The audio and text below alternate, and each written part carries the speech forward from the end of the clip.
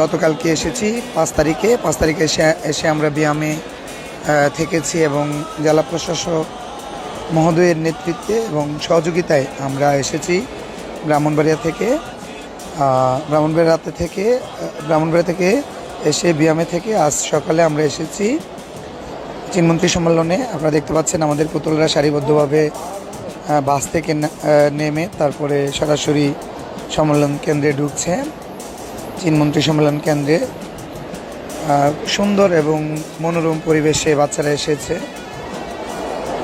ইতিমধ্যে আমাদের এই ভাইরাল পুতুল নাচের দল জাপানেও গিয়ে প্রদর্শনী করে এসেছে এবং বাংলাদেশের ন্যাশনাল পর্যায়ে বাংলাদেশ শিশু একাডেমি, বাংলাদেশ শিল্পকলা একাডেমি, RTV, BTV সহ বিভিন্ন স্টেজে এই পুতুল নাচটি পরিবেশন করা হয়েছে।